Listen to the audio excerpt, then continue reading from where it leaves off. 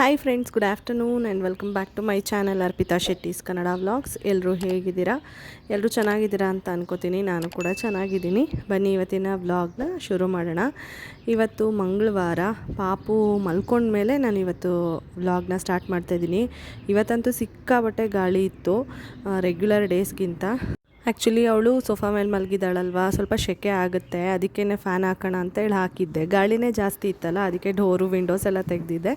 ಅದೇ ಸಾಕಾಗುತ್ತೆ ಅಂತ ಹೇಳ್ಬಿಟ್ಟು ಫ್ಯಾನ್ ಸ್ವಿಚ್ ಆಫ್ ಮಾಡಿದೆ. ಅವಳಿಗೆ ಫ್ಯಾನು ಚಿಕ್ಕದ್ರಿಂದ ಚೆನ್ನಾಗಿ ಅಡ್ಜಸ್ಟ್ ಆಗಿಬಿಟ್ಟಿದೆ. ಅವಳು ಹುಟ್ಟಿದ ಬೇಸಿಗೆಗಾಲದಲ್ವ, ಅದಕ್ಕೆ. ಆ್ಯಂಡ್ ಮನೆಯೆಲ್ಲ ಫುಲ್ ಕ್ಲೀನಾಗಿತ್ತು, ಮ್ಯಾಟ್ ಹಾಕಿದ್ದೆ. ನೋಡಿ, ಅದೇನೋ ಒಂದು ಚಿಕ್ಕದೊಂದು ವಸ್ತು ಇತ್ತು, ಏನಂತ ಗೊತ್ತಿಲ್ಲ. ಮಾಮೂಲಿ ಏನಾದ್ರು ತಿಂದಿರ್ತಾಳಲ್ಲ, ಅದು ಬಿದ್ದಿರುತ್ತಲ್ಲ, ಒಣಗೋಗಿದೆ, ಅದನ್ನು ತೆಗೆದು ಬ್ಯಾಗ್ ಹಾಕೊತಾಳೆ ಅಂತ ಅದನ್ನ ಇಲ್ಲಿ ಕಿಟಕಿಯಿಂದ ಬಿಸಾಡೋಣ ಅಂತ ತಂದೆ. ಮನೆಯೊಳಗೆ ಅಲ್ಲಿ ಇಲ್ಲಿ ಬಿಸಾಡಿದ್ರೆ ಮತ್ತೆ ಕೈಗೆ ಸಿಗುತ್ತೆ, ಅದಕ್ಕೆ ಮನೆಯಿಂದ ಹೊರಗಡೆಗೆ ಬಿಸಾಡ್ಬಿಡ್ತೀನಿ.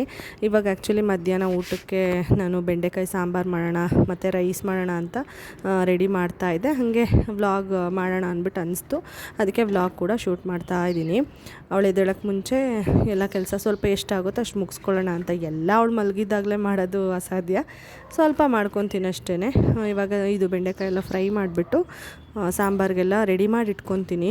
ಗ್ರೈಂಡ್ ಮಾಡೋಕ್ಕೆ ರೆಡಿ ಮಾಡಿ ಇಟ್ಕೊತೀನಿ, ಏಕೆಂದರೆ ಎದ್ಬಿಡ್ತಾಳೆ, ಅದಕ್ಕೆ. ಹಾಗೆ ಇನ್ನೊಂದು ಇಂಪಾರ್ಟೆಂಟ್ ಥಿಂಗ್ ಸ್ಟಾರ್ಟಿಂಗಲ್ಲೇ ಹೇಳಬೇಕಾಗಿತ್ತು, ಮರ್ತೇ ಬಿಟ್ಟೆ. ನನ್ನ ಚಾನಲ್ನ ಯಾರಾದರೂ ಇನ್ನೂ ಸಬ್ಸ್ಕ್ರೈಬ್ ಮಾಡ್ಕೊಳ್ದೆ ಹಾಗೆ ವಿಡಿಯೋಸ್ ಎಲ್ಲ ನೋಡ್ತಾಯಿದ್ರೆ ಪ್ಲೀಸ್ ಸಬ್ಸ್ಕ್ರೈಬ್ ಮಾಡ್ಕೊಂಡು ಸಪೋರ್ಟ್ ಮಾಡಿ, ಓಕೆನಾ? ಸಬ್ಸ್ಕ್ರೈಬ್ ಮಾಡ್ಕೊಳ್ಳೋದ್ರಿಂದ ನಮಗೂ ಒಂದು ಮೋಟಿವೇಶನ್ ಸಿಗುತ್ತೆ, ಇನ್ನೂ ವೀಡಿಯೋಸ್ ಎಲ್ಲ ಮಾಡಬೇಕು, ಕಂಟೆಂಟ್ಸ್ ಎಲ್ಲ ಮಾಡಬೇಕು ಅಂತ ಹೇಳ್ಬಿಟ್ಟು, ಅದಕ್ಕೇ. ಹಾಗೆ ಆಲ್ನ ಆಪ್ಷನ್ನ ಸೆಲೆಕ್ಟ್ ಮಾಡಿದ್ರೆ ನಾನು ನೆಕ್ಸ್ಟ್ ವಿಡಿಯೋ ಅಪ್ಲೋಡ್ ಮಾಡಿದ ತಕ್ಷಣ ನೋಟಿಫಿಕೇಷನ್ ಬರುತ್ತೆ. ಮತ್ತು ಇನ್ನೊಂದು ಏನಂದರೆ, ನಾನು ಪಾಪು ಬರ್ಡೇ ವಿಡಿಯೋ ಅಪ್ಲೋಡ್ ಮಾಡಿದ್ದೀನಿ, ಆಯಿತಾ? ಬಟ್ ಅದು ಏನಾಗಿದೆ ಅಂದರೆ ಕಮೆಂಟ್ಸ್ ಆಫ್ ಆಗಿದೆ. ಅದು ನಾನು ಆಫ್ ಮಾಡಿರೋದಲ್ಲ, ಯೂಟ್ಯೂಬ್ ಕಡೆಯಿಂದನೇ ಆಫ್ ಆಗಿದೆ. ಅದಕ್ಕೇ ಅದು ಮೇಡ್ ಫಾರ್ ಕಿಡ್ಸ್ ಅಂತ ಹೇಳ್ಬಿಟ್ಟು ಅದೇ ಆಟೋಮೆಟಿಕ್ ಸೆಟ್ ಆಗಿಬಿಟ್ಟು ಆ ಥರ ಆಗಿದೆ. ಮತ್ತು ಕೆಲವು ಜನಕ್ಕೆ ಅದು ರೀಚ್ ಆಗಿಲ್ಲ ಅಂತ ಕೂಡ ಅನ್ಕೋತೀನಿ. ಕೇಳ್ತಿದ್ರಿ ಪಾರ್ಟ್ 2 ಅಪ್ಲೋಡ್ ಮಾಡಿ ಅಂತ ಒಂದು ಕಮೆಂಟ್ ಬಂದಿತ್ತು. ಅವಾಗ ನನಗೆ ಆ ಥರ ಅನಿಸ್ತು, ಮೇ ಬಿ ರೀಚ್ ಆಗಿಲ್ಲ ಅಂತ. ಅದು ವಿಡಿಯೋ ಹಾಕಿದ್ದೀನಿ, ನೋಡಿ ಹೋಗಿ, ಓಕೆನಾ? ಇದೇ ನನ್ನ ಚಾನಲಲ್ಲಿ ಈಗ ರೀಸೆಂಟಾಗಿ ಹಾಕಿರೋದು. ಮತ್ತು ಪಾಪು ಬಗ್ಗೆನೂ ಸ್ವಲ್ಪ ಎಲ್ಲ ಕ್ವೆಶ್ಚನ್ಸ್ ಕೇಳ್ತಾ ಇರ್ತೀರ, ಆವಾಗವಾಗ ವ್ಲಾಗ್ಸಲ್ಲಿ ಎಲ್ಲದಕ್ಕೂ ಆನ್ಸರ್ ಮಾಡೋದಕ್ಕೆ ಟ್ರೈ ಮಾಡ್ತೀನಿ. ಏನಂದರೆ, ಪಾಪುದು ವೆಯ್ಟ್ ಕೇಳ್ತಿರ್ತೀರ, ಜೊತೆಗೆ ಹೈಟು ಕೇಳಿದರೆ ನಂಗೆ ಹೈಟು ಪರ್ಫೆಕ್ಟಾಗಿ ಗೊತ್ತಿಲ್ಲ, ಓಕೆನಾ? ಮತ್ತು ವೆಯ್ಟು ಕೇಳ್ತಿರ್ತೀರ, ಅದ್ರ ಜೊತೆಗೆ ಹಲ್ಲು ಬಂದಿದೆಯಾ ಅಂತ ಹೇಳ್ಬಿಟ್ಟು ತುಂಬ ಹಿಂದೆಯಿಂದನೇ ನನಗೆ ಕ್ವೆಶನ್ಸ್ ಕೇಳ್ತಾನೆ ಇದ್ರಿ. ಈ ವ್ಲಾಗ್ ಕಂಪ್ಲೀಟಾಗಿ ನೋಡಿ ನಾನು ಅದ್ರ ಬಗ್ಗೆ ಹೇಳ್ತೀನಿ, ಓಕೆನಾ? ಆಮೇಲೆ ನಡೆದಿದ್ದು ಅಷ್ಟೇ, ಅವಳು 1 ಇಯರ್ ಆದಮೇಲೆ ಲಾಸ್ಟ್ ವಿಡಿಯೋದಲ್ಲಿ ನಾನು ಹೇಳಿದ್ದೀನಿ, ಓಕೆನಾ? 1 ಇಯರ್ವರೆಗೂ ಸೋಫಾ ಎಲ್ಲ ಹಿಡ್ಕೊಂಡು ಸಪೋರ್ಟ್ ಹಿಡ್ಕೊಂಡು ಎದ್ದು ನಿಂತ್ಕೊಂಡು ನಡೀತಿದ್ಲು. ಇಂಡಿಪೆಂಡೆಂಟಾಗಿ ಅವಳೇ ಎದ್ದು ನಿಂತ್ಕೊಂಡು ಅವಳೇ ನಡೆದಿದ್ದು 1 ಇಯರ್ ಆದಮೇಲೆ. ಎಕ್ಸಾಕ್ಟ್ ಡೇಟ್ ಹೇಳಬೇಕಂತಂದರೆ 22 ಫೆಬ್ರವರಿ, ಅಂದರೆ ಅವಳದು ಬರ್ಡೇ, 1 ಇಯರ್ ಬರ್ಡೇ ಬಂದು Feb 2. ಆಲ್ಮೋಸ್ಟ್ 1 ಇಯರ್ 20 ಡೇಸ್ ಎಕ್ಸಾಕ್ಟಾಗಿ ಅವಳು ಇಂಡಿಪೆಂಡೆಂಟಾಗಿ ನಿಂತ್ಕೊಂಡು ನಡೆದಿದ್ದು. ಬಟ್ ನಾನು ಅದನ್ನು ನಿಮ್ಮ ಹತ್ರ ಲೇಟಾಗಿ ಶೇರ್ ಮಾಡ್ಕೊಂಡಿದ್ದೀನಿ ಅಷ್ಟೇ. ಕೆಲವು ಮಕ್ಕಳು ಏನು ಗೊತ್ತಾ, ಬೇಗನೆ ನಡೀತಾರೆ, 10 ತಿಂಗಳಿಗೆಲ್ಲ ನಡೆಯೋರು ಇರ್ತಾರೆ. ಕೆಲವು ಮಕ್ಕಳು ನಿಧಾನಕ್ಕೆ ನಡೀತಾರೆ, ಡಿಫ್ರೆಂಟಾಗಿರುತ್ತೆ ಅವ್ರ ಮೈಲ್ ಸ್ಟೋನ್ಸ್ ಎಲ್ಲ. ಹಂಗಂತ ಏನೋ ಪ್ರಾಬ್ಲಮ್ ಇದೆ ಅಂತ ಅಲ್ಲ, ಎವ್ರಿ ಚೈಲ್ಡ್ ಇಸ್ ಡಿಫ್ರೆಂಟ್, ಓಕೆನಾ? ತಲೆ ಕೆಡ್ಸ್ಕೊಳಕ್ಕೆ ಹೋಗ್ಬಾರ್ದು. ಕೆಲವು ಮಕ್ಕಳು 1 ವರ್ಷ 3 ತಿಂಗಳಿಗೆ ನಡೆಯೋರು ಇದ್ದಾರೆ. ನಾನು ಹೀಗೆ ಹಾಸ್ಪಿಟಲ್ ವಿಸಿಟ್ ಹೋದಾಗ ಅಲ್ಲಿ ಒಂದು ಮಗುದು ಸುಮ್ಮನೆ ಹಾಗೆ ಜನರಲ್ ಟಾಕ್ ಇರುತ್ತಲ್ಲ, ಹೋದಾಗ ಮಾತಾಡ್ಸ್ತೀವಲ್ಲ, ಆಗ 1 ಇಯರ್ 3 ಮಂತ್ಸು ಏನೋ 2 ಮಂತ್ಸು ಏನಾಗಿತ್ತು, ಇನ್ನೂ ನಡೀತಿರಲಿಲ್ಲ. ಸೊ ಏನು ಮಾಡೋಕ್ಕಾಗಲ್ಲ, ಕೆಲವು ಮಕ್ಕಳು ಬೇಗ ಮೈಲ್ ಸ್ಟೋನ್ ಅಚೀವ್ ಮಾಡಿದ್ರೆ, ಕೆಲವು ಮಕ್ಕಳು ನಿಧಾನಕ್ಕೆ.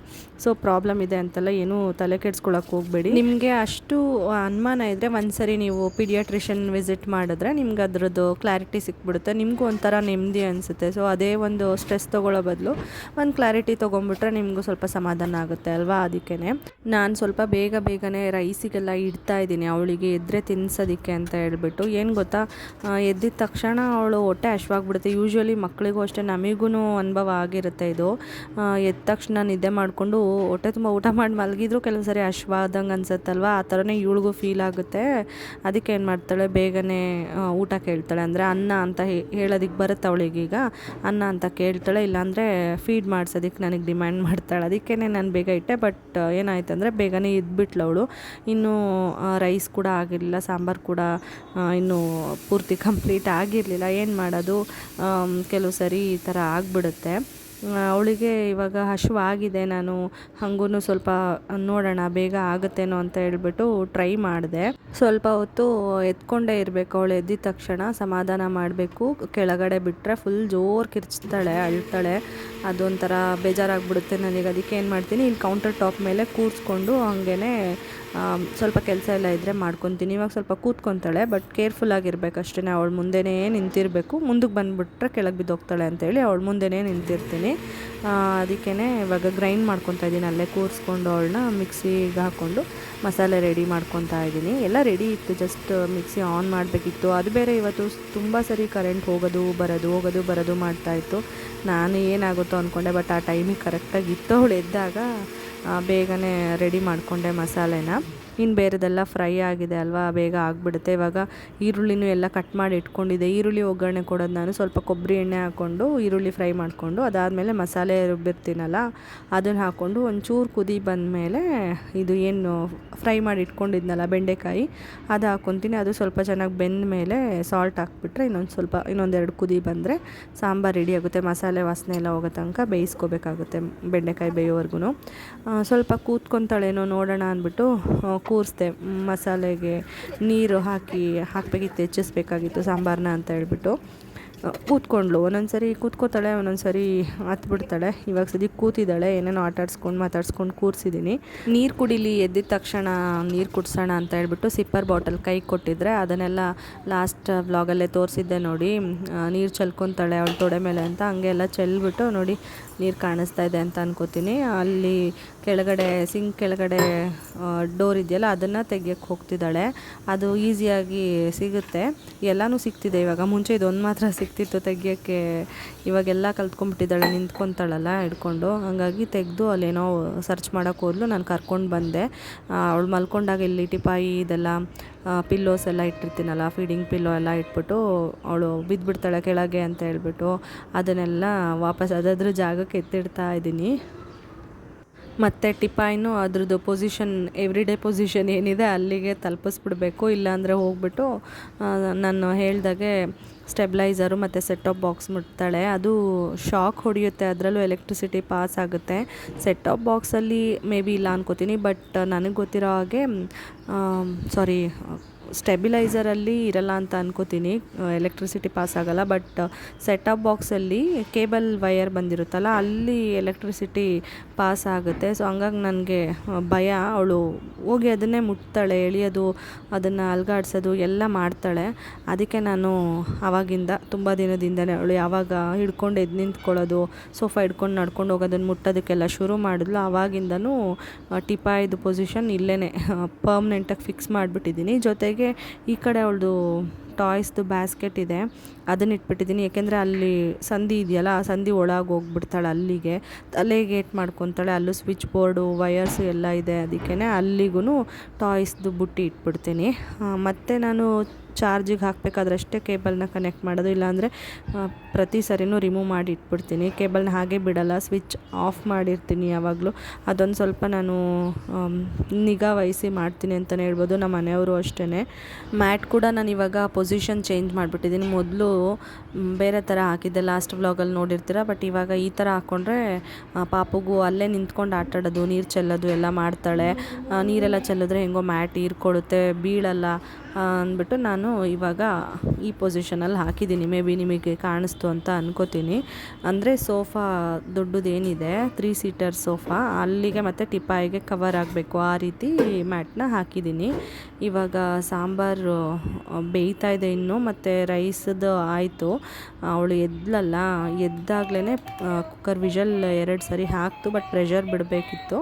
ಬಟ್ ಸಾಂಬಾರು ಇನ್ನೂ ಆಗಿರಲಿಲ್ಲ, ಮತ್ತು ಪ್ರೆಷರ್ ಕೂಡ ಇನ್ನೂ ಟೈಮ್ ಬೇಕಿತ್ತು ನೋಡಿದೆ. ಅದಕ್ಕೆ ಅಂದ್ಕೊಂಡೆ ಫೀಡ್ ಮಾಡಿಸ್ಬಿಡೋಣ, ಇನ್ನು ತಡಿಯೋಕ್ಕಾಗಲ್ಲ ಅವಳನ್ನ ಅಂದ್ಬಿಟ್ಟು ಫೀಡ್ ಮಾಡಿಸ್ದೆ. ಸ್ವಲ್ಪ ಫೀಡ್ ಮಾಡಿಸಿದ್ದೀನಿ. ಸ್ನಾನ ಮಾಡಿಸ್ಕೊಂಡು ಬಂದುಬಿಟ್ಟೇ ಊಟ ಮಾಡಿಸಿದ್ರಾಯ್ತು ಅಂತ. ಸ್ವಲ್ಪ ಹೊತ್ತು ಗೊಂಬೆ ಕೊಟ್ಟಿದ್ದೆ, ಅದನ್ನ ನೋಡ್ಕೊಂಡು ಆಟ ಆಡಿದ್ಲು. ಇವಾಗ ರಿಮೋಟ್ ಇಟ್ಕೊಂಡು ಆಟ ಆಡ್ತಾ ಇದ್ದಾಳೆ. ಏನಂದರೆ ಪ್ಲೇನ್ ರೈಸಿಗೆ ತುಪ್ಪ, ಜೀರಿಗೆ, ಮೆಣಸು ಹಾಕಿಬಿಟ್ಟು ತಿನ್ನಿಸ್ಬೋದಿತ್ತು. ಪ್ರೆಷರ್ನ ತೆಗೆದು ಏನೋ ಒಂದು ಮಾಡಿಬಿಟ್ಟು ರೈಸ್ನ. ಬಟ್ ನನಗೆ ಸಾಂಬಾರು ಮಾಡ್ತಿದ್ದೀನಲ್ವ ಫ್ರೆಶ್ಶಾಗಿ ಅದನ್ನು ತಿನ್ನಿಸೋಣ ಬೆಂಡೆಕಾಯಿ ಎಲ್ಲ ಹಾಕಿಬಿಟ್ಟು ಅನ್ನೋದು ಮನಸ್ಸಲ್ಲಿತ್ತು. ಹಂಗಾಗಿ ನಾನು ಸ್ವಲ್ಪ ಫೀಡ್ ಮಾಡಿಸ್ಬಿಟ್ಟೆ. ಆಮೇಲೆ ಫೀಡ್ ಮಾಡಿಸಿ ಸ್ವಲ್ಪ ಟೈಮ್ ಆದಮೇಲೆ ಮೈ ತೊಳ್ಕೊಂಡು ಕರ್ಕೊಂಬಂದ್ಬಿಟ್ಟು ಊಟ ಮಾಡಿಸಿದ್ರೆ ಆಯಿತು ಅಂತ ಅಂದ್ಕೊಂಡು ನಾನು ಈ ಥರ ಮಾಡಿದೆ ಇವತ್ತು. ಬಟ್ ಅವಳು ಏನು ಮಾಡಿದ್ಲು ಗೊತ್ತಾ, ನೆಕ್ಸ್ಟ್ ಊಟ ಮಾಡ್ಸೋಕ್ಕೆ ಹೋದಾಗ ಜಾಸ್ತಿ ಊಟ ಮಾಡಲಿಲ್ಲ, ಹೊಟ್ಟೆ ತುಂಬೋಗಿತ್ತು ಅಂತ ಅನ್ಕೋತೀನಿ. ಎಷ್ಟು ಬೇಕೋ ಅಷ್ಟು ಮಾತ್ರ ಊಟ ಮಾಡಿದ್ಲು. ಫೀಡಿಂಗ್ ಬಿಡಿಸೋವರೆಗೂ ಈ ಪ್ರಾಬ್ಲಮ್ ಇದ್ದೇ ಇರುತ್ತೆ. ಆಮೇಲೆ ಸರಿ ಹೋಗುತ್ತೆ. ಮಕ್ಕಳು ಊಟ ಮಾಡೋದ್ರಲ್ಲಿ ಸ್ವಲ್ಪ ಹಿಂದೆ ಹೋಗ್ತಾರೆ, ಫೀಡಿಂಗ್ ಜಾಸ್ತಿ ಕೇಳ್ತಾರೆ, ಊಟ ಕಡಿಮೆ ಮಾಡ್ತಾರೆ. ಆಲ್ಮೋಸ್ಟ್ ಇದು ಎಲ್ಲರೂ ಫೇಸ್ ಮಾಡಿರ್ತೀರ. ಆ್ಯಸ್ ಎ ಮಾಮ್, ಮಕ್ಕಳು ಊಟ ಮಾಡಲ್ಲ. ಅದು ನನಗೂ ಎಕ್ಸ್ಪೀರಿಯನ್ಸ್ ಆಗಿದೆ. ಊಟ ಮಾಡಲ್ಲ ಕೆಲವು ಸರಿ. ಏನಂದರೆ ಒಂದು ತುತ್ತೂ ನೀಟಾಗಿ ತಿನ್ನಲ್ಲ.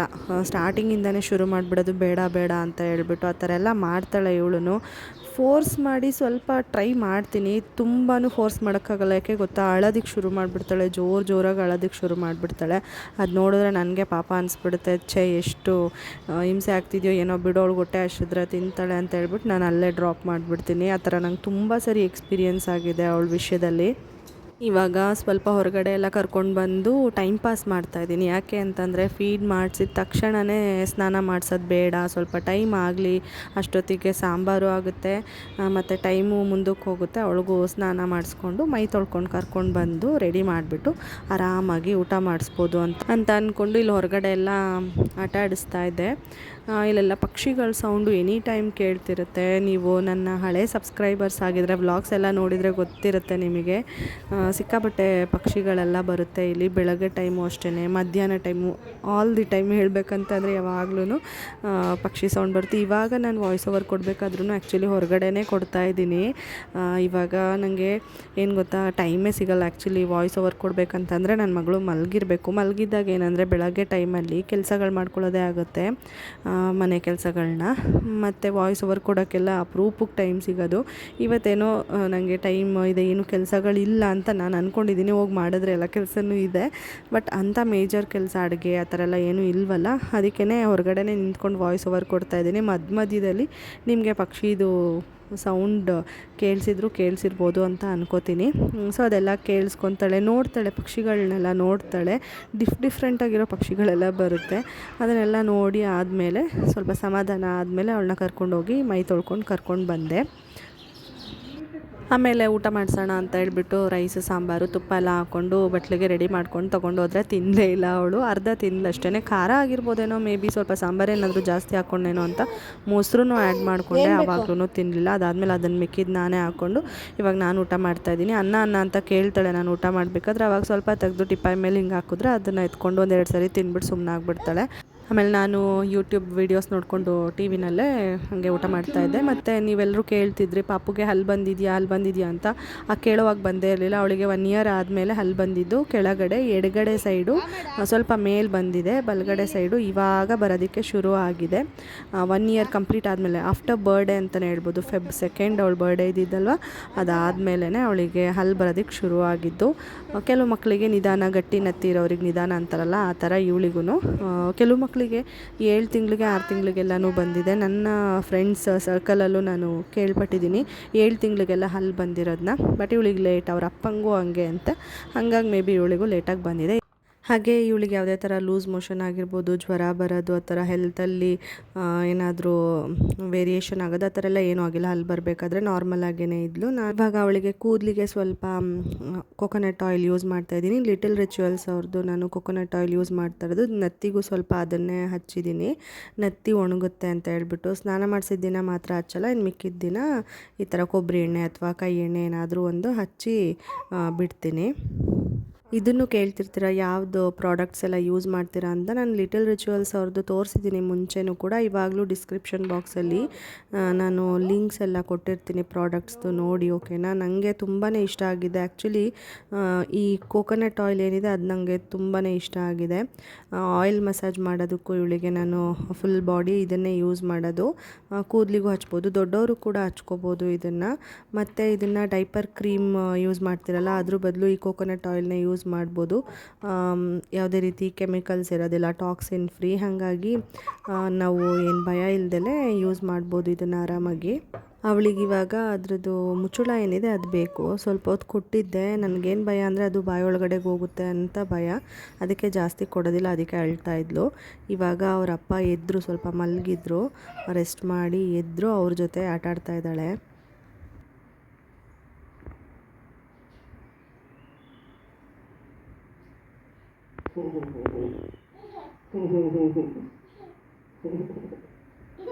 ಮಸಾಜ್ ಮಾಡಪ್ಪ ತಲೆಗೆ.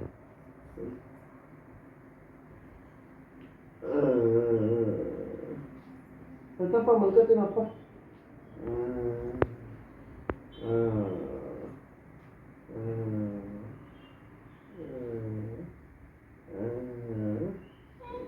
ಹಿಂಗೆ ಮಾಡಿ ಇಲ್ಲಿ ಇಲ್ಲಿ.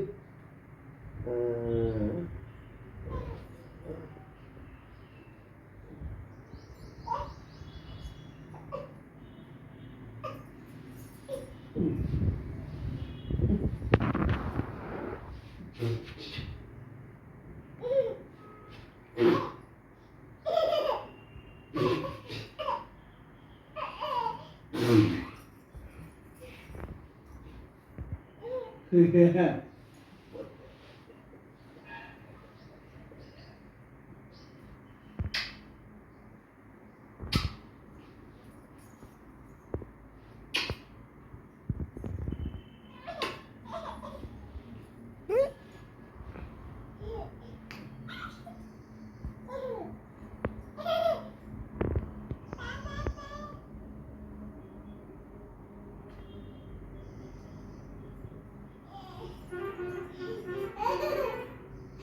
ಕೂತ್ಕೋ, ತಲೆ ಮೇಲೆ ಕೂತ್ಕೋ. ಹೆಂಗೂ ಅವ್ರ ಅಪ್ಪನ ಜೊತೆ ಆಟಾಡ್ತಾ ಇದ್ಲಲ್ಲ ಅಂದ್ಬಿಟ್ಟು ನಾನು ಹೋಗಿ ತಲೆ ಸ್ನಾನ ಮಾಡೋದಿತ್ತು. ಸ್ವಲ್ಪ ಲೇಟ್ ಆಗುತ್ತೆ ತಲೆ ಸ್ನಾನ ಇದ್ದಾಗ ಅಂದ್ಬಿಟ್ಟು ಅವರಪ್ಪ ಇದ್ದಾಗಲೇ ಮಾಡ್ಕೊತೀನಿ ನಾನು. ಅಂದರೆ ಅವ್ರದ್ದು ಟೈಮಿಂಗ್ಸ್ ನೋಡಿಕೊಂಡು, ಇಲ್ಲ ಮಲಗಿದ್ದಾಗ ಒಂದೊಂದು ಸಾರಿ, ಯಾಕೆಂದರೆ ಮಲಗಿದಾಗ ಯಾವಾಗಲೂ ಆಗೋಲ್ಲ, ಕೆಲಸಗಳೇ ಆಗಿಬಿಡುತ್ತೆ, ಎದ್ಬಿಡ್ತಾಳೆ ಅಷ್ಟೊತ್ತಿಗೆ. ಅದಕ್ಕೇ ಇವತ್ತು ಅವರಪ್ಪ ಇದ್ರಲ್ಲ ಅಂತ ಸ್ವಲ್ಪ ಸಂಜೆ ಆದರೂ ಪರವಾಗಿಲ್ಲ ಅಂತ ಹೋಗಿ ಇವಾಗ ತಲೆ ಸ್ನಾನ ಮಾಡ್ಕೊಂಡು ಬಂದೆ. ಅವರೆಲ್ಲೋ ಸ್ವಲ್ಪ ಕೆಲಸ ಇತ್ತು ಅಂತ ಹೇಳ್ಬಿಟ್ಟು ಹೊರಗಡೆ ಹೋದರು. ಇವಳನ್ನೂ ಕೂಡ ಹೊರಗಡೆ ವಾಕಿಂಗ್ ಕರ್ಕೊಂಡು ಹೋಗ್ಬೇಕಂದ್ರೆ ಒಂದು ರೌಂಡ್ ಕರ್ಕೊಂಡು ಹೋಗ್ತೀನಿ ಸಂಜೆ ಹೊತ್ತು, ಅವಳಿಗೂ ಬೇಜಾರಾಗಿರುತ್ತೆ ಅಂತ. ಇಲ್ಲ ಅವರಪ್ಪ ಇಲ್ಲ ನಾನು ಕರ್ಕೊಂಡು ಹೋಗ್ತೀನಿ. ಅವರಪ್ಪ ಇವತ್ತು ಬೇರೆ ಕೆಲಸ ಇದೆ ಅಂತ ಹೋಗಿದ್ರಲ್ಲ, ನಾನೇ ಕರ್ಕೊಂಡು ಹೋಗೋಣ ಅಂತ ಅಂದ್ಕೊಂಡೆ. ಊಟ ಎಲ್ಲ ಮಾಡ್ಸೋಕ್ಕೆಲ್ಲ ಕರ್ಕೊಂಡು ಹೋಗಿರ್ತೀನಿ ಕೆಳಗಡೆ, ಬಟ್ ಅಂದರೆ ಈ ರೋಡಲ್ಲೆಲ್ಲ ಸ್ವಲ್ಪ ಈ ಪ್ರಾಣಿಗಳು ಅದು ಇದು ಏನಾದರೂ ತೋರಿಸ್ಕೊಂಡು ಮಕ್ಕಳ ಜೊತೆ ಎಲ್ಲ ಆಟ ಆಡ್ಕೊಂಡು ಬರಬೇಕು ಅವಳು ದಿನ ಒಂದು ಸರಿ, ಅವಾಗ ಸಮಾಧಾನ. ಅದಕ್ಕೆ ಕರ್ಕೊಂಡು ಹೋಗೋಣ ಅಂತ ಅನ್ಕೋತಿದ್ದೆ. ಜೊತೆಗೆ ಒಂದೇ ಸರಿ ಮಲಗಿರೋದು, ಬೆಳಗ್ಗೆಯಿಂದ ಆಕಳಿಸ್ತಾ ಇದ್ಲು, ನಿದ್ದೆ ಮಾಡ್ತಾಳೇನೋ ಇನ್ನೊಂದು ಸರಿ ಅಂತ ಅಂದ್ಕೊಂಡೆ. ಬಟ್ ನಿದ್ದೆ ಮಾಡೋಕ್ಕೆ ಇಂಟ್ರೆಸ್ಟ್ ಇಲ್ಲ ಅವಳಿಗೆ. ನಿದ್ದೆ ಬಂದಿದ್ರೂ ಹೊರಗಡೆನೇ ಹೋಗಬೇಕು ಅನ್ನೋ ಮನಸ್ಸಿದೆ, ಅದಕ್ಕೆ ಕರ್ಕೊಂಡು ಹೋಗ್ತೀನಿ. ಅವಳದು ಬರ್ತ್ ಸರ್ಟಿಫಿಕೇಟ್ ತೆಗೆದಿದ್ದೆ ಹೊರಗಡೆಗೆ ಬೇಕು ಅಂತ, ಅದನ್ನು ಎತ್ಕೊಂಡಿದ್ಲು, ಅರ್ಧಾಕ್ಬಿಡ್ತಾಳೆ ಅಂತ ಮಡಗಿದೆ. ಇವಾಗ ನಾನು ಸ್ವಲ್ಪ ರೆಡಿ ಆಗೋಣ, ಬಾಡಿ ಲೋಷನ್ ಎಲ್ಲ ಹಚ್ಕೊಂಡು ಅಂತ ಅಂದ್ಬಿಟ್ಟು ರೆಡಿ ಆಗ್ತಾಯಿದ್ರೆ ಏನೇನು ಸಿಗುತ್ತೋ ಅದನ್ನೆಲ್ಲನೂ ಬಾಯಿಗೆ ಹಾಕ್ಕೊಳ್ಳೋದು. ಅದರಲ್ಲಿ ಕ್ರೀಮ್ ಇದೆ, ಬಾಡಿ ಲೋಷನ್ದು, ಅದು ಪೈಪು ಜಾಸ್ತಿ ಏನು ಪಂಪ್ ಮಾಡಿದ್ರೆ ಬರ್ತಿರಲಿಲ್ಲ ಅಂತ ಹೇಳ್ಬಿಟ್ಟು ಓಪನ್ ಮಾಡಿ ತೊಗೊಳ್ಳೋಣ ಬಾಡಿ ಲೋಷನ್ ಅಂತ ತೆಗೆದಿದ್ರೆ ಅದನ್ನು ಬಾಯಿಗೆ ಹಾಕ್ಕೊತಾ ಇದ್ದಾಳೆ. ಆಮೇಲೆಲ್ಲ ದಿಮ್ಗಳು ಅದು ಇದು ಎಲ್ಲ ಅವಳದು ಟಾಯ್ಸ್ಗಿಂತ ಜಾಸ್ತಿ ಬೇರೆ ಬೇರೆ ಏನೇನೋ ಐಟಮ್ಸ್ಗಳೇ ಇದ್ದಾವೆ ಅವಳದು. ಅದನ್ನೆಲ್ಲ ಅಂಡಿದ್ಲು, ಅದನ್ನು ಎಲ್ಲ ಎತ್ತಿಟ್ಕೊಂಡು ನಾನು ಸ್ವಲ್ಪ ರೆಡಿ ಆಗ್ತಾಯಿದ್ದೀನಿ, ಮೇಕಪ್ ಮಾಡ್ಕೋತಾ ಇದ್ದೀನಿ. ನನಗೇನು ಗೊತ್ತಾ, ಇದು ಎಕ್ಸಾಕ್ಟ್ 1 ಇಯರ್ ಬ್ಯಾಕು ನೆನೆಸ್ಕೊಂಡ್ರೆ ಭಯ ಆಗುತ್ತೆ, ಅಷ್ಟು ಸೆಕೆ ಆಗ್ತಿತ್ತು ನನಗೆ ಡೆಲಿವರಿ ಆಗಿದ್ದು ಸ್ವಲ್ಪ ದಿನ. ಅದರಲ್ಲೂ 3 ಮಂತ್ಸ್ ಇಲ್ಲೇ ಇದ್ದೆ ಅಲ್ವಾ, ಆಮೇಲೆ ಅಮ್ಮನ ಮನೆಗೆ ಹೋಗಿದ್ದು. ಆ 3 ಮಂತ್ಸ್ ನೆನೆಸ್ಕೊಂಡ್ರೆ ಭಯ ನನಗೆ, ಮತ್ತೆ ಎಲ್ಲಿ ಹಂಗೆ ಇಲ್ಲಿ ಸೆಕೆ ಶುರುವಾಗ್ಬಿಡುತ್ತೋ ಅಂತ ಹೇಳ್ಬಿಟ್ಟು ಅಷ್ಟು ಸೆಕೆ ಆಗ್ತಿತ್ತು ನನಗೆ. ನನಗೆ ಫೇಸ್ಗೆ ಕ್ರೀಮು ಲೋಷನ್ ಕೂಡ ಹಚ್ಕೊಳಕ್ಕಾಗ್ತಿರ್ಲಿಲ್ಲ, ಫೇಸ್ ಕ್ರೀಮ್ನು ಅಷ್ಟು ಬೆವರು. ಅವಾಗ ಎಲ್ಲರೂ ಬಂದು ಕಿವಿಗೆ ಕಟ್ಕೋ, ಸ್ವೆಟರ್ ಹಾಕೋ ಅಂದ್ಬಿಟ್ರೆ ನಂಗೆ ಇನ್ನೂ ಒಂಥರ ಆಗಿಬಿಡ್ತಿತ್ತು. ಇಷ್ಟು ಸೆಕೆಯಲ್ಲಿ ಹೆಂಗಪ್ಪ ಹಾಕೊಳ್ಳೋದು ಅಂತ ನಾನು ನಿಜವಾಗ್ಲೂ ಅದೆಲ್ಲ ಹಾಕೊತಿರ್ಲಿಲ್ಲ. ನಂಗೆ ಕಂಫರ್ಟ್ ಅಂತ ಯಾವಾಗ ಅನಿಸ್ತಿತ್ತು ಹಾಕೋಬೇಕು ಅಂತ ಆವಾಗಲೇ ಹಾಕೊತಿದ್ದು. ಅಂದರೆ ಅಮ್ಮನ ಮನೆಗೆ ಹೋದಾಗ ನನಗೆ ಹಾಕೋಬೇಕು ಅಂತ ಅನಿಸೋದು, ಅಲ್ಲಿ ಇಷ್ಟು ಟೆಂಪ್ರೇಚರ್ ಜಾಸ್ತಿ ಇರ್ತಿರ್ಲಿಲ್ಲ, ಆವಾಗ ಹಾಕೊತಿದ್ದೆ ಸಾಕ್ಸ್ ಅದೆಲ್ಲ. ಇಲ್ಲಿ ಮಾತ್ರ ನಿಜವಾಗ್ಲೂ ಆಗ್ತಾನೇ ಇರಲಿಲ್ಲ. ಆವಾಗ ಹೀಟ್ ವೇವು ಅದೆಲ್ಲ ಬರುತ್ತೆ ಅಂತೆಲ್ಲ ಹೇಳ್ತಿದ್ರು ನೋಡಿ, ಇವಾಗ ಹಿಂಗೆ ಹೇಳ್ತಿದ್ದಾರೆ ಅದೇ ಥರನೇ ಸಿಚುವೇಶನ್ ಇದ್ದಿದ್ದು. ಜೊತೆಗೆ ಡೆಲಿವರಿ ಸಿ ಸೆಕ್ಷನ್ ಆಗಿರೋದ್ರಿಂದ ನಮಗೆ ಮೇ ಬಿ ಮೆಡಿಸಿನ್ಸ್ ಪವರಿಗೂ ಹಂಗಾಗುತ್ತೋ ಏನೋ. ಯಾಕೆಂದರೆ ನನ್ನ ಫ್ರೆಂಡ್ಸ್ ಕೂಡ ಒಂದು 2-3 ಕೇಳಿದ್ದೀನಿ ಈ ಥರ ಎಕ್ಸ್ಪೀರಿಯೆನ್ಸ್ ಮಾಡಿದ್ದಾರೆ. ಅದಕ್ಕೇ ನಿಮಗೂ ಆ ಥರ ಎಕ್ಸ್ಪೀರಿಯೆನ್ಸ್ ಆಗಿತ್ತಾ ಹೇಳಿ. ಈ ಸರಿ ಅಷ್ಟೊಂದೇನಿಲ್ಲ, ಪರವಾಗಿಲ್ಲ. ಕ್ರೀಮು ಪೌಡರೆಲ್ಲ ಹಚ್ಕೊತಾ ಇದ್ದೀನಲ್ಲ, ನೋಡಿದ್ರಲ್ಲ. ಲಾಸ್ಟ್ ಟೈಮ್ ಅಂತೂ ಆಗ್ತಾನೇ ಇರಲಿಲ್ಲ. ಮತ್ತು ಇವಾಗ ಸ್ವಲ್ಪ ವಾಷಿಂಗ್ ಮಿಷಿನ್ನಲ್ಲಿ ಬಟ್ಟೆಗಳು ನೆನೆ ಹಾಕಿದ್ದೆ, ಅದಕ್ಕೆ ಎಕ್ಸ್ಟ್ರಾ ಪೌಡರ್ ಸ್ವಲ್ಪ ಹಾಕಿಬಿಟ್ಟು ಜಾಸ್ತಿ ಕೊಳೆ ಇರೋದಿದೆ ಅಂತ ಆನ್ ಮಾಡಿದ್ದೀನಿ. ಇವಾಗ ಇವಳನ್ನು ಹೊರಗಡೆ ಕರ್ಕೊಂಡು ಹೋಗಬೇಕು. ನೋಡಿ ಯಾವ ಥರ ಕೈ ತೋರಿಸ್ತಾ ಇದ್ದಾಳೆ ಅಂತ ಹೇಳ್ಬಿಟ್ಟು. ಮಲ್ಕೊಳ್ಳಲ್ಲ ಅಂತ ರಿಜೆಕ್ಟ್ ಮಾಡ್ತಿದ್ದಾಳೆ. ಅದು ಫೀಡಿಂಗ್ ಪಿಲ್ಲೋ ಮೇಲೆ ಹಾಕಿ ಮಲಗಿಸ್ತೀನಲ್ಲ, ಮಲ್ಕೊತಾ ಇಲ್ಲ. ಬೇಡ ನಾನು ಮಲ್ಕೊಳ್ಳಲ್ಲ ಅಂತ ಹೇಳೋದು, ಏನೇನೋ ಬೇರೆ ಬೇರೆ ಆ್ಯಕ್ಟಿಂಗ್ಸ್ ಎಲ್ಲ ಮಾಡೋದು ಕರ್ಕೊಂಡು ಹೋಗಲಿ ಅಂತ ಈ ಥರ ಮಾಡ್ತಾಯಿದ್ದಾಳೆ. ಜೊತೆಗೆ ಹಾಕ್ಳಿಸ್ತಾನೂ ಇದ್ದಾಳೆ. ಕೊನೆಗೆ ಹೋಗಲಿ ಅಂತ ಕರ್ಕೊಂಡು ಹೋಗ್ಬಿಡೋಣ, ಬಂದು ಬೇಗ ಊಟ ಮಾಡಿಸ್ಬಿಟ್ರೆ ಬೇಗ ಮಲ್ಕೋತಾಳೆ ಅಂದ್ಬಿಟ್ಟು ಹೊರಗಡೆಗೆ ಕರ್ಕೊಂಡು ಹೋಗ್ಬೇಕೀಗ. ಸ್ವಲ್ಪ ಹೊತ್ತು ಮಲ್ಕೋ. ಸರಿ ಬಿಡಬೇಡ, ಬಿಡು. ಮಲ್ಕೊಳ್ಳಲ್ಲ ಅಲ್ವ ನೀನು? ಆಯ್ತು, ಹೋಗೋಣ ನಡಿ. ತಲೆ ಕಟ್ಕೊತೀನಿರೋ, ತಲೆ ಬ್ಯಾಂಡ್ ಹಾಕೊಂತೀನಿರೋ. ಹೋಗೋಣ ನಿಂದು ನೀರಿನ ಬಾಟ್ಲ್ ಎತ್ಕೋ, ಆಮೇಲೆ 1 ಟವಲ್ ಎತ್ಕೋ, ಸೈಕಲ್ ಮೇಲೆ ಕುತ್ಕೊಳ್ಳೋಕೆ ನಿಮಗೆ. ಶೂ ಹಾಕೋಬಿಡು, ಶೂಸ್ ಹಾಕ್ತೀನಿ ನಡಿ. ಶೂಸ್ ಹಾಕ್ಕೊಂಡು ಹೋಗೋಣ. ಹಾಂ ಶೂ ಹಾಕೊಂಬಿಡು. ದಿನ ಕೆಳಗಡೆ ಕರ್ಕೊಂಡು ಹೋಗ್ತೀನಲ್ವ ಇವಳನ್ನ, ಅಂದರೆ ಅವರಪ್ಪ ಕರ್ಕೊಂಡು ಹೋಗಿಲ್ಲ ಅಂದರೆ ನಾನು ಕರ್ಕೊಂಡು ಹೋಗ್ತೀನಲ್ಲ, ಆವಾಗ ಶೂಸ್ ಹಾಕ್ಕೊಂಡು ಹೋಗಬೇಕು ಅಂತ ಅಂದ್ಕೊತಿದ್ದೆ. ಬಟ್ ಮರೆತು ಹೋಗ್ತಿದ್ದೆ. ಬಟ್ ಇವತ್ತು ಇಲ್ಲ, ಮರಿಬಾರ್ದು, ಶೂಸ್ ಹಾಕ್ಕೊಂಡು ಕರ್ಕೊಂಡು ಹೋಗಬೇಕು. ಸೈಕಲಲ್ಲಿ ಕಾಲು ಕೆಳಗಡೆ ಇಟ್ಕುತ್ತೆ, ಇವಳಿಗೆ ತರ್ಚ್ಕೊಂಡ್ಬಿಡ್ತಾಳೆ ಅಂತ ಅಂದ್ಕೊಂಡು ನೆನ್ಪಿಟ್ಕೊಂಡು ಇವಾಗ ಶೂಸ್ ಹಾಕ್ತಾ ಇದ್ದೀನಿ. ಚೇರ್ ಮೇಲೆ ಕೂರಿಸ್ಬಿಟ್ಟು ಹಾಕಿದ್ರೆ ಸ್ವಲ್ಪ ಬೇಗ ಹಾಕ್ಬೋದು, ಕಾಲೆಲ್ಲ ನೀಟಾಗಿ ಕೊಡ್ತಾಳೆ ಅಂತ ಹೇಳ್ಬಿಟ್ಟು. ಇದು ನನಗೆ ಡೌಟ್ ಇತ್ತು, ಸೈಜ್ ಆಗುತ್ತೋ ಇಲ್ವೋ ಅಂತ. ಯಾಕೆಂದರೆ ಇನ್ನೊಂದು ಸ್ವಲ್ಪ ದಿನ ಅಷ್ಟೇ ಇದೂ ತುಂಡಾಗ್ಬಿಡುತ್ತೆ. ಆಲ್ರೆಡಿ ಅವರಪ್ಪ ತಂದಿದ್ದು ಜಪಾನಿಂದ ಫಸ್ಟ್ ಶೂಸು, ಅಂದರೆ ಫಸ್ಟ್ ಸೈಜ್ ಏನಿತ್ತು ಇವಳಿಗೆ ಅದು ಚಿಕ್ಕದಾಗ್ಬಿಟ್ಟು ಎತ್ತಿಟ್ಬಿಟ್ಟಿದ್ದೀನಿ. ಇದು ಸ್ವಲ್ಪ ಜಾಸ್ತಿ ಯೂಸ್ ಮಾಡ್ತಾಯಿದ್ದೀನಿ, ಯಾಕೆಂದರೆ ಇದು ಇನ್ನೇನು ತುಂಡಾಗ್ಬಿಡುತ್ತೆ ಅಂತ ಹೇಳಿ. ಮಿಕ್ಕಿದ್ದು ಎಲ್ಲ ಹಾಕಿದ್ದೀನಿ, ಬಟ್ ಅವೆಲ್ಲ ಸ್ವಲ್ಪ ದೊಡ್ಡ ಸೈಜ್ ಇದೆ, ಅದು ಇನ್ನೂ ಹಾಕ್ಬೋದು. ಶೂಸು ಸ್ವಲ್ಪ ಟೈಟ್ ಆಯಿತು ಅಂತ ಅನಿಸುತ್ತೆ, ಅದಕ್ಕೇ ಮುಟ್ಟಿ ತೋರಿಸ್ತಾ ಇದ್ದಾಳೆ ಇದು ಟೈಟ್ ಆಗಿದೆ ಅಂತ ಹೇಳ್ಬಿಟ್ಟು. ಅದಕ್ಕೆ ಸ್ವಲ್ಪ ಲೂಸ್ ಮಾಡಿ ಹಾಕ್ತೆ. ಸರಿನಾ? ಓಕೆನಾ? Okay, hi fi. ಹಾಂ ಕೊಡಲೆ ಅಳ್ತೈತೆ ಕೊಡಲ್ಲ, ಹೋಗು. ಅಳ್ತಾಯ್ತಂತ ಕೊಟ್ಬಿಡೆ.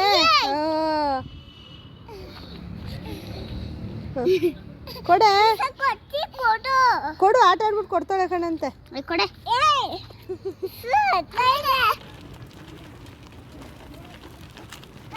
Slow slow. ಹಾಂ, ಕಾರಲ್ಲಿ ಕೂರ್ಸಲ್ಲ ನಾವು.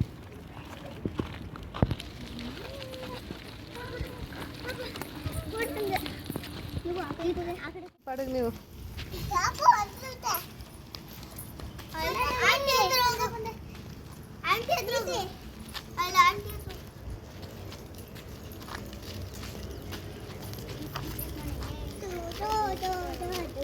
ಸಂಜೆ ಸೈಕಲ್ ಸವಾರಿ ಮುಗಿಸ್ಕೊಂಡು ಬಂದ್ವಿ.